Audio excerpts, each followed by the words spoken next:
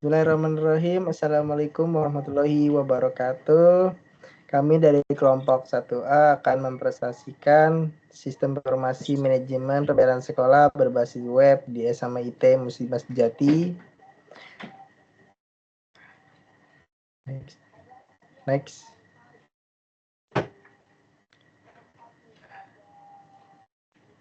Kelompok kami terdiri dari 5 tim. Di sini ada saya sendiri dengan Umar Sahid, dan teman saya ada Ali Fajar Jailani, ada Mas Ade Eko, dan Shelly Anggelia. Next.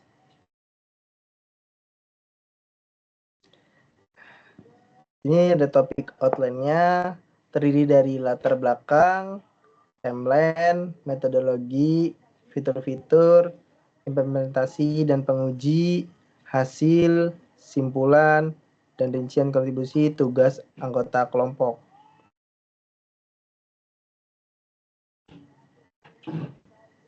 Next.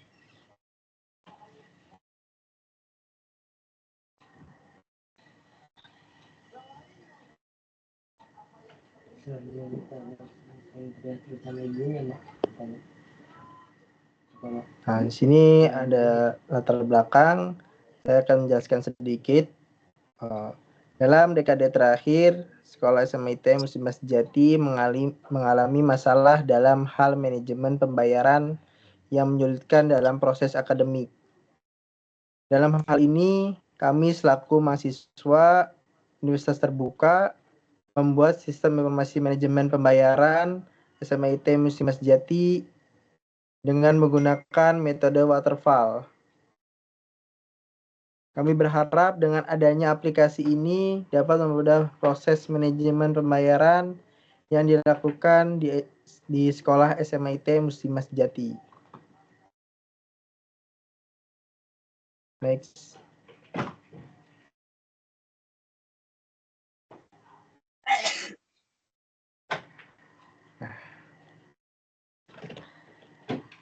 Kita lanjut ke timeline project.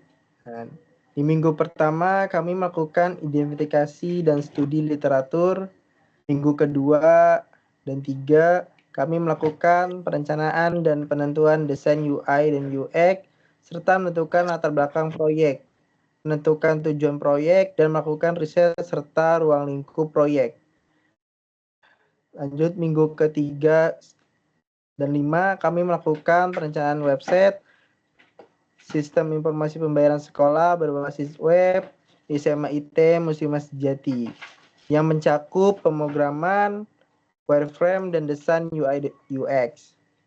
Nah, di minggu kelima kami tahap uji coba proyek, lalu minggu ke-6 kami melakukan dan optimal website serta pemantauan dan evaluasi website. Lalu minggu ke-7 kami pembuatan laporan akhir proyek. Lalu minggu ke-8 kami laporan presentasi proyek sistem informasi pembayaran sekolah berbasis web di SMA IT Muslimat Sejati.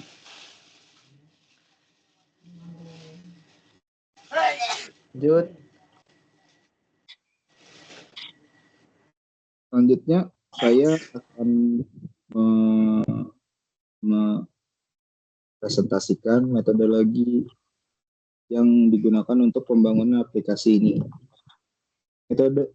Metodologi yang pertama itu adalah model pengembangan yang digunakan untuk membuat software ini, yaitu metode waterfall, di mana metode waterfall ini menjadi pilihan utama kelompok kami dalam pembuatan aplikasi ini karena metode pengembangan software ini bersifat sistematis, yang pertama, yang kedua itu terstruktur, lalu cocok untuk pengembangan sistem informasi sekolah. Lalu metode pengumpulan data yang dilakukan oleh kelompok kami yaitu pertama studi literatur, yang kedua yaitu wawancara pada petugas administrasi di sekolah SMA IT Muslimat Sejati untuk memahami alur pembayaran dan kebutuhan sistem yang diperlukan dalam pembuatan aplikasi ini. Selanjutnya yaitu sistem. Sistem terdiri dari dua, yaitu kebutuhan fungsional dan kebutuhan fungsional. Di mana kebutuhan fungsional ini bersifat internal dalam pembuatan sistem informasi manajemen pembayaran SMA IT Muslimat Sejati ini, yaitu manajemen data siswa dan pembayaran, kedua pencatatan transaksi dan riwayat pembayaran, tiga pencetakan laporan pembayaran dan kwitansi hasil pembayaran, dan yang keempat itu adalah login user. Kebutuhan non fungsional ini terdiri dari keamanan akses, antarmuka yang sederhana, dan responsif dan cepat.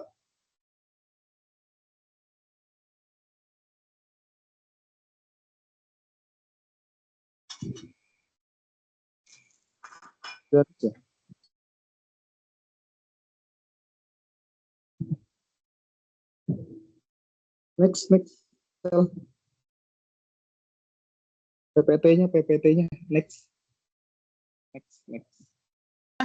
Udah rubah. Sudah kah? Oh, Udah. Oh. Berarti aku lanjutkan aja ya. Boleh. Selanjutnya itu adalah kebutuhan sistem yang diperlukan dalam pemakaian aplikasi sistem informasi manajemen pembayaran SMA IT Muslimat Sejati ini, yaitu ada hardware dan software yang digunakan untuk pembuatan aplikasi ini. Yang pertama berupa server dan client, di mana spesifikasi perangkat keras dan perangkat lunak ini yaitu prosesor dengan Intel Core i5, lalu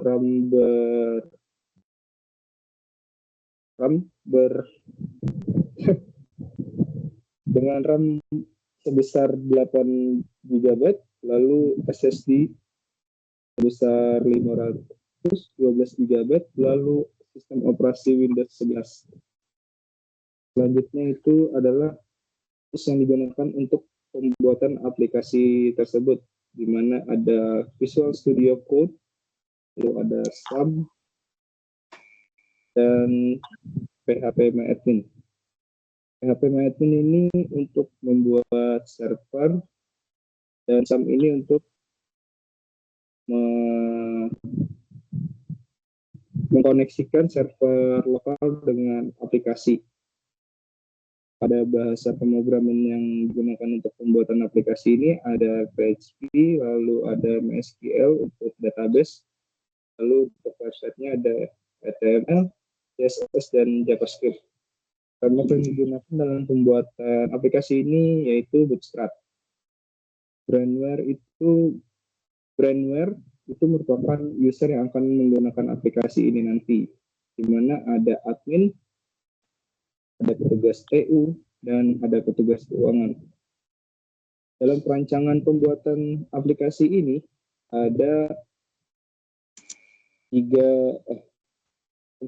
dua diagram, di mana diagram ini yang saya buat yaitu ada DFD atau data flow diagram, memiliki beberapa diagram, yaitu ada diagram konteks, lalu ada DFD level 0 dan DFD level 1.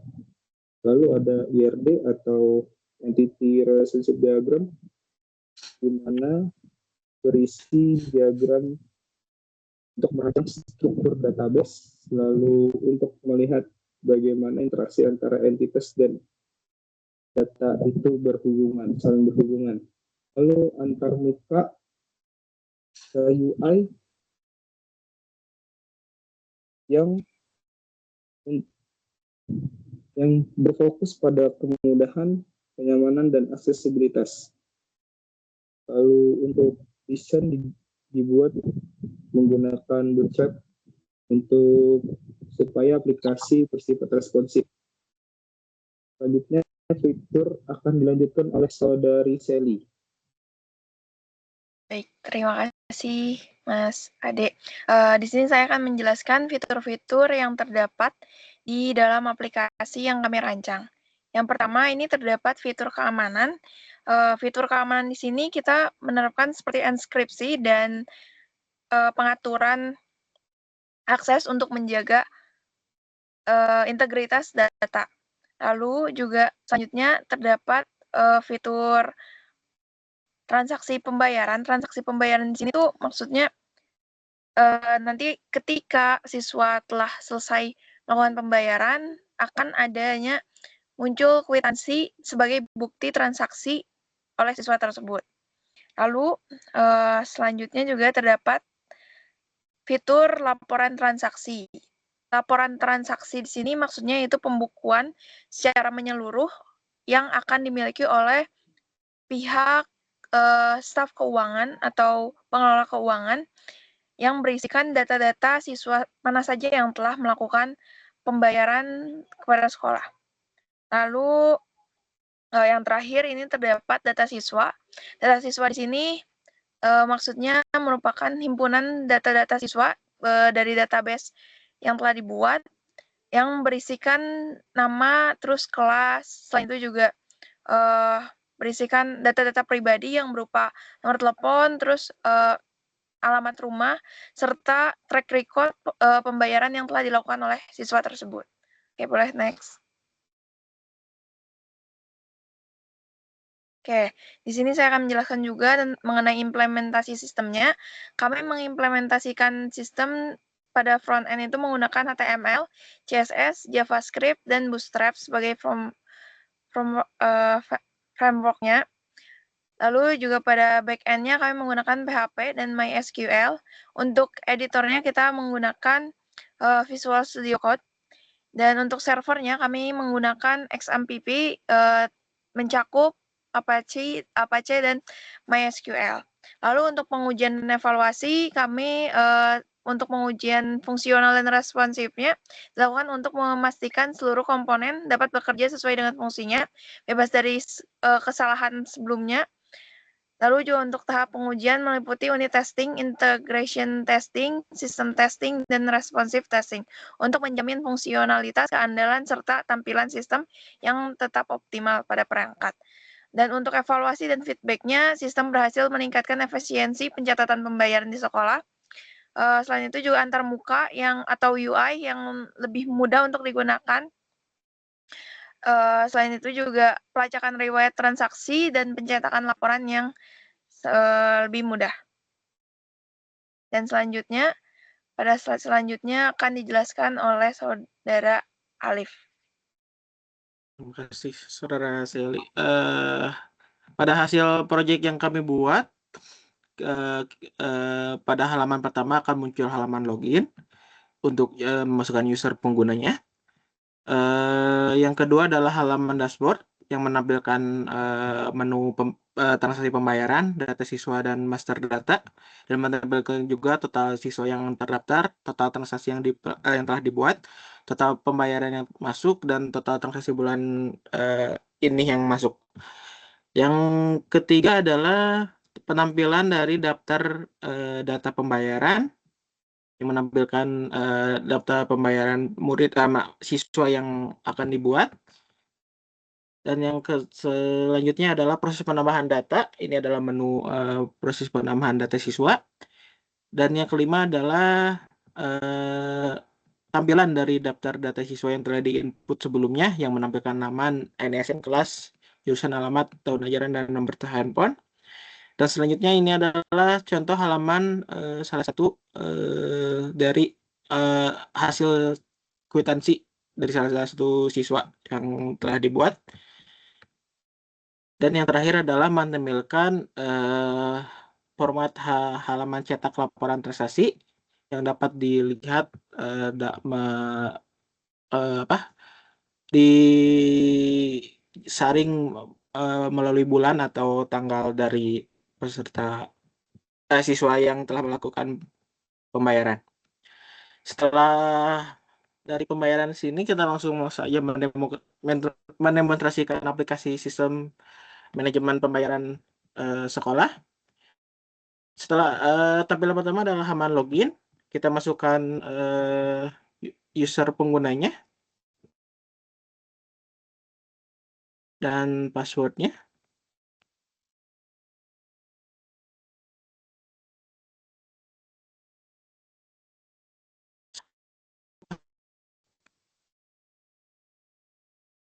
Setelah masuk halaman dashboard, di sini muncul total siswa, total transaksi, total pembayaran, dan total transaksi bulan ini, dan juga menampilkan menu transaksi pembayaran, menu daftar data siswa, dan ini adalah master data, yaitu untuk mengedit data siswa, data kelas, data jurusan tahun ajaran, dan data admin. Di menu dashboard ini terdapat menu cetak laporan transaksi, yaitu untuk mencetak laporan transaksi yang telah dibuat untuk petugas keuangan nantinya, yang bisa dicari melewati disaring berdasarkan jurusan, kelas, tahun dan bulan.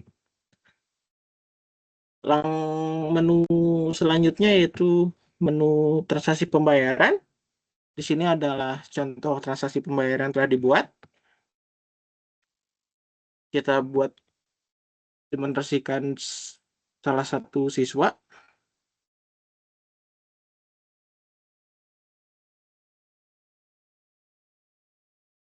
Kita masukkan bulannya karena di sini setelah membayar Januari dan Februari, kita masukkan bulan Maret. Di sini terdata menampilkan total biaya tahun yang harus dibayarkan. Setiap siswa, setiap angkatan itu berbeda-beda jumlah biaya tahunannya. Jika kelas 12 maka 14 juta totalnya. Jika kelas 10 itu menampilkan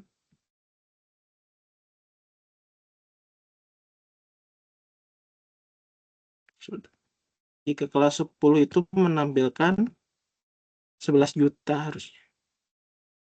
Kelas 12 itu 12.500.000 dan kelas 10 itu 11.500.000.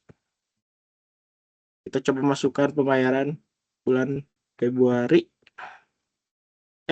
bulan Januari berdasarkan bulan pertama. Kita masukkan tentunya adalah 1.500.000. Kita bayar. Di sini terdapat pop-up notifikasi pembayaran berhasil disimpan namun statusnya belum lunas. Jika uang yang didapat dari orang tua atau siswa diterima oleh TU, maka petugas TU, maka petugas TU bisa langsung saja melakukan keterangan lunas dengan mengklik tombol lunas, maka notifikasi pembayaran menjadi lunas dan pembayaran siswa yang tadinya 11.500.000, sisi pembayarannya menjadi 10 juta.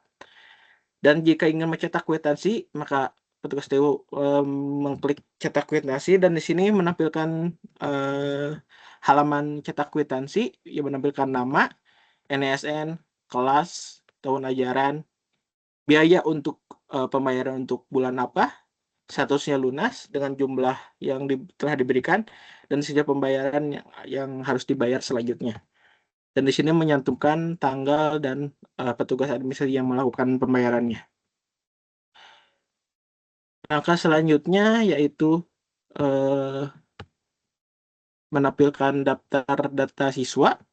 Di sini menampilkan nama, NISN, kelas, jurusan, alamat, tahun ajaran, dan nomor telepon. Untuk memasukkan data siswa baru, kita masuk ke menu master data, masuk ke menu data siswa, dan di sini menampilkan menu edit data siswa. Jika ingin menambahkan, klik menu tambah, masukkan nama siswa, contohnya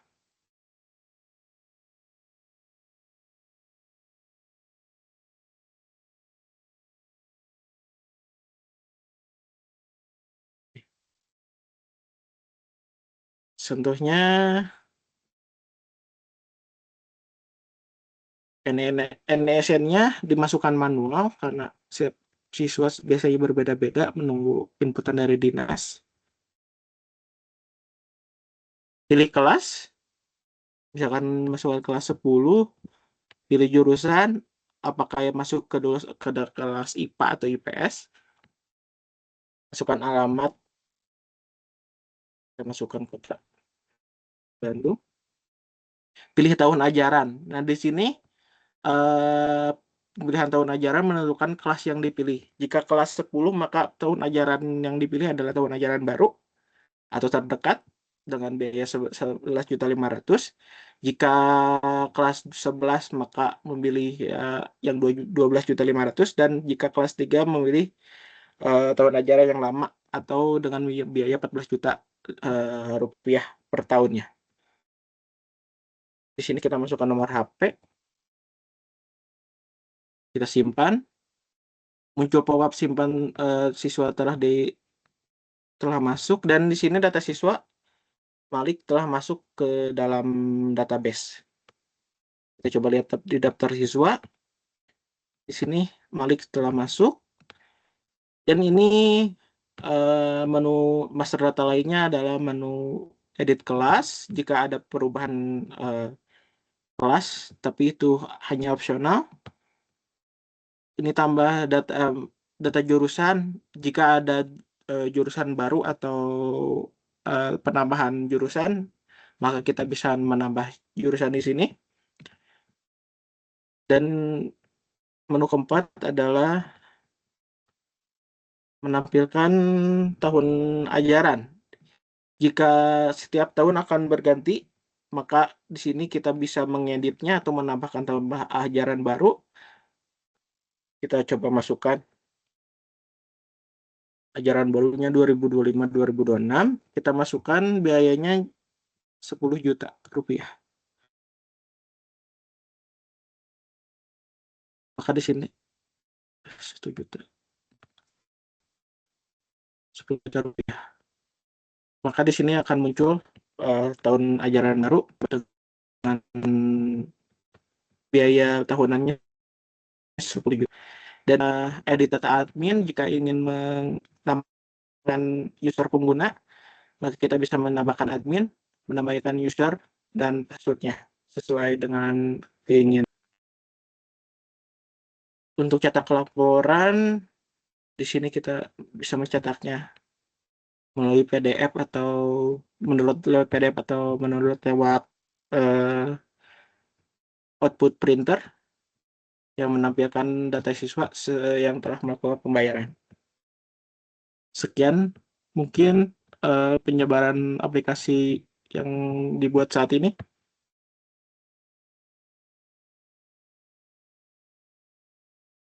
Halo?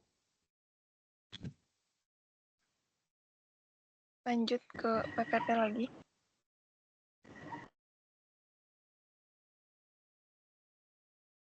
Baik, selanjutnya saya di sini akan menyampaikan simpulan dari aplikasi yang kami rancang. Aplikasi sistem informasi ini mempermudah sekolah untuk melakukan pembayaran, terkhususnya pencatatan dan pelaporan secara digital ya. Lalu juga dengan tampilan yang user friendly, sehingga aplikasi dapat memudahkan petugas untuk mengelola data pembayaran dan mencetakkan kwitansi pembayaran, serta menyusun laporan keuangan secara bulanan agar lebih efektif untuk meminimalisir kesalahan atau human error ketika melakukan pelaporan dan perhitungan. Mungkin cukup sekian yang dapat kami sampaikan. Terima kasih. Assalamualaikum warahmatullahi wabarakatuh.